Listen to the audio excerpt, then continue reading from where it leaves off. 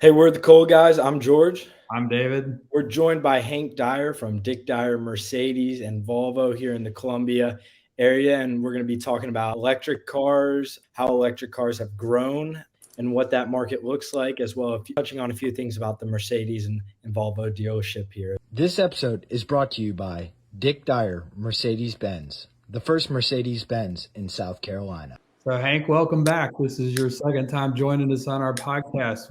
It's great to have you with us again. I'm happy to be back and talk about the topics you guys want to go over. We're excited to go over anything you guys want to discuss and some business things that are going on here with us. And thanks for having us. You're very welcome. So, you've given George and I multiple experiences with your electric cars these days. Over the last year, they've been some terrific experiences. Why don't you tell us a little bit about what's going on Saturday? There's a special event at Soda City about electric vehicles. Is that correct? Yeah, so we've been partnered with Soda City. We've probably done it the last 3 years, I know for sure, and then a few years before. But now that we have the inventory, we've been a major partner with them. But it's the electrification event, electric drive event that we're doing in Soda City, right on Main Street. We're going to bring out two vehicles, a Mercedes and a Volvo, the EQS Mercedes-Benz line, and then the Volvo Recharge line. Most likely, we're probably going to do two SUVs because last time I think all we had was a car. So we're going to try to open it up and let people see the not only the electric cars, but the size of these cars, how they're getting bigger. Tesla started with a small car, Mercedes has a small car. Now it's gotten much larger with a more family kind of feel as far as size and SUVs. So I think that would be something cool to touch on. But as far as the partnership, yeah, we provide the vehicles. We send some of our senior sales associates. One of us will be out there to answer questions. And really, it's just kind of a meet and greet. People get really interested when they walk by a car. They want to sit in it, play with some of the features. So we'll charge one up all the way and take it out there. So it'll have plenty of charge to get there and back. Obviously, these new ranges on these electric cars are around 250 to 350, depending on Volvo or Mercedes or the features on the car. But more to come on that with each brand. But very excited to do that and do it here in Columbia because there's a lot of people in Columbia that still haven't seen electric cars. So this gives us a chance to maybe entice, or a lot of people have heard about electric cars, but not many have seen one. So we're trying to get that or out. Sat in them for that instance. Correct. Yeah, or just it's everybody's probably seen. I would say the majority of the people have seen a Tesla, but not many people have seen these other manufacturers' electric cars yet. So they're feel it, touch it, drive it. That's when they come around to considering it. Sure. Have you seen at these events that you've been able to hold with the Mercedes that people are receptive to it being an all-electric vehicle, or would you say that people are still wanting that hybrid model where they have peace of mind where they can put gas in it? I think there is some receptiveness receptive audience with it. I think there's more interest than there actually is sales to a company as far as dollar amount. I think it's one of those things that's intriguing. There's a lot of people that are intrigued by it, by the design, and just, hey, the biggest concern most people have to get over is what's called range anxiety. So range anxiety is actually pretty self-descriptive, right? People have to determine, and I think you guys went through that when you traveled to Charleston, right? It's like, hey, I have X amount of range. Say it's 310 miles, right? But it's not. It's just like gasoline in terms of consumption. If you're driving it a certain way, a little, more sportier than the eco mode, you're actually burning more energy, or you're using more energy, just like gasoline, but it's not. So for example, if you were to drive to Charleston, say it's 180 miles, you should be able to get there on that full charge. However, if you're going to turn around and come back, you're going to have to compensate for the timing of that charge. That's the biggest thing people are having a hard time coming over is the range anxiety, because for 100 years, we've been able to put gasoline in cars, which is readily available. Most people don't get underneath an eighth of a tank, I call it, a half of a quarter, before they fill back up.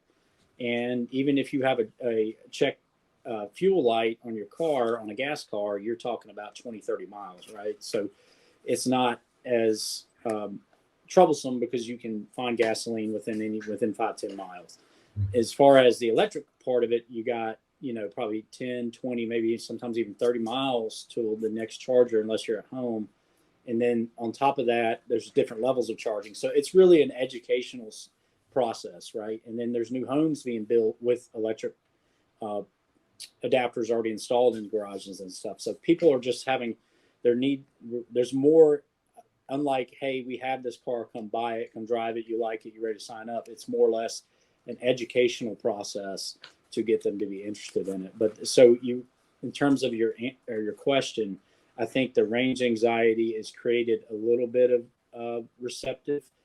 I wouldn't call it receptive. I would say the range anxiety is causing some people to be less interested in it. Now, on the other hand, as far as what you mentioned of the plug-in hybrids, that is what I call a stepping stone.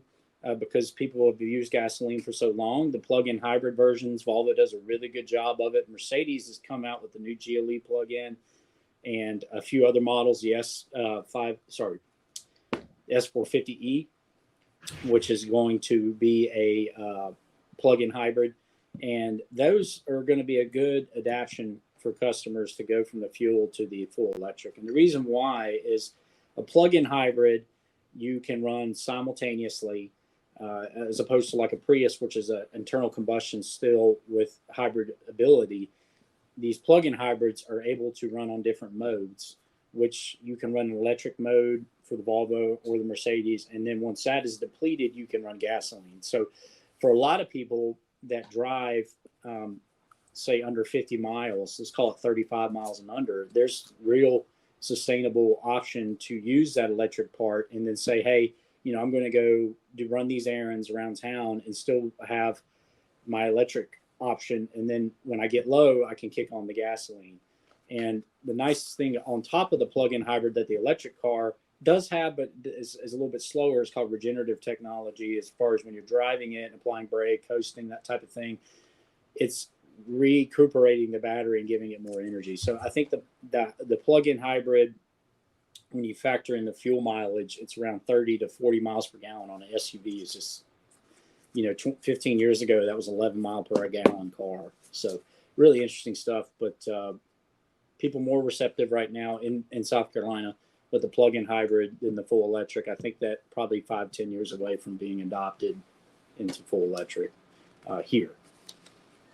Yeah, so we understand the whole range anxiety thing just very well. We won't go into that. That's another story for another day. Right. But, it's funny you mentioned, people, the new homes coming constructed with plugs for the electric cars. We're seeing that.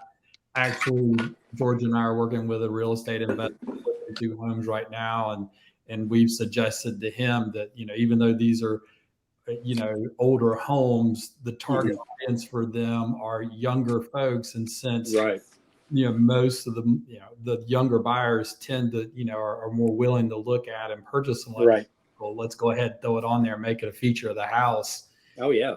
And go forward. I can't see it as any negative ability or any negative point to selling a house if it has it, because it's not if, it's when, and the plug-in hybrid uses the same technology to charge an electric car as it does a hybrid. So as people, when you're buying a home, most people aren't looking to buy it and sell it within the next 2-3 years, right? So it's an investment for the property. And then on top of that, some homes, some of the older homes do not have the 240 volt capacity that needs to charge like a level 2 charger into that area, their garage area. So then you're talking about multiple trips from an electrician just to get the job done, several thousands of dollars. Now, there are some that are able to use the adapter through other outlets, but it's just not as powerful, right? Through a standard wall outlet, you're talking days to charge up just 40-mile range. So that 240 volt is very important And I tell people, a qualified electrician, don't try to hook it up yourself, because electricity and stupidity don't match, right? So I want to say, just be careful if you're trying to install your own. Just call your local electric provider. And then I think, we're trying to get creative with how customers can get that the adapter, because some people, the charging stations, hey, I got this electric car, that's great, but what now, right? How do I get it plugged in? How do I compensate for enough time? Do I charge it at night? Do I charge it every day? Right? It's one of those things that, with the home, when you're thinking about home charging, I tell people when they're considering an electric car and they're hesitant, I think about how often you're not driving your vehicle, right? Like, there's opportunities to charge it there if you have a home charger, right? A level 2 charger can charge a battery of electric car, Mercedes or Volvo, from 0 to about, let's say, 70, 80, sometimes 90% in as little as 12 to 24 hours. So you're not always having to fill it, or like a gas tank, fill it all the way up and run it down till it's empty. You're able to compensate and do the math. However, it's just different for people, right? You don't go home and fill your car with gasoline, right, with the tank. So you just have to be aware. And then there's level 3 chargers throughout Columbia area, and South Carolina. Columbia has about, I'd say, probably 10 to 20 now that can do a charge, and we have one here in as little as an hour. So it's until I think it becomes like, hey, because in today's world we don't have as much patience.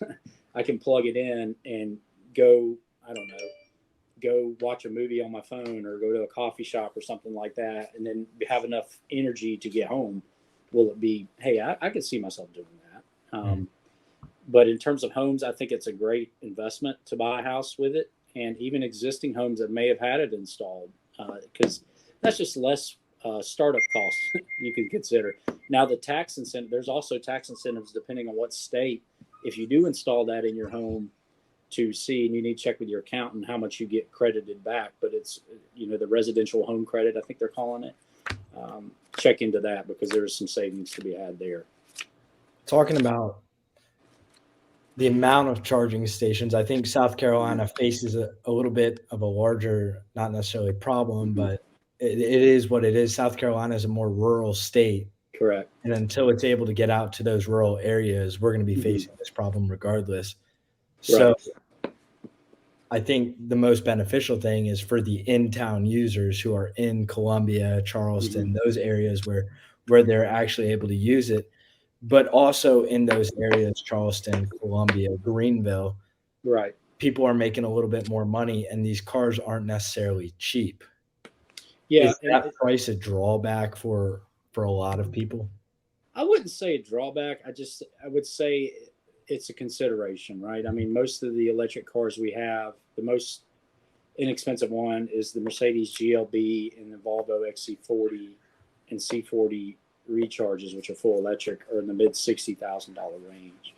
And the average American car payment on a new car right now is around $700-800, as everything's gone up. And that's assuming a $40,000 car loan. So now you got a $60,000, $70,000 car with extended terms, you're talking $1,000 a month. And that's just your base payment, right?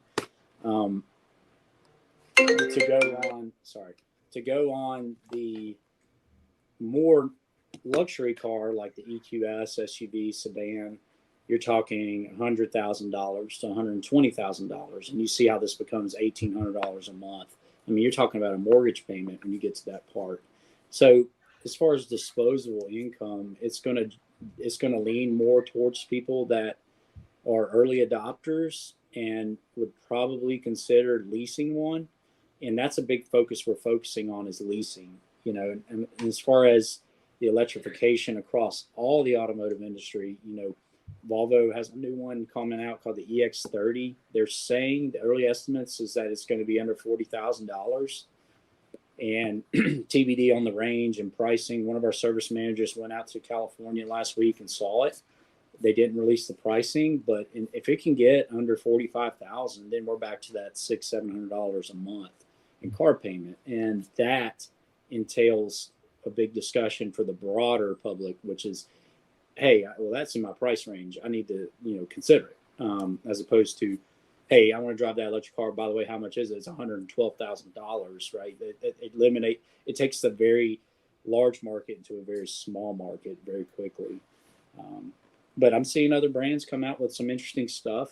Ford has come out with a car that's under 45,000, I believe, and I think they're selling them. It's just you got to find that price point. But believe it or not, it costs a lot of money to make an electric car. So the manufacturers are fighting that balance. Like, right, like we want to make electric cars, but it's going to cost you more to buy one. As is anything, the iPhone used to be what, $300, and now it's $1,500. I think I read online the other day.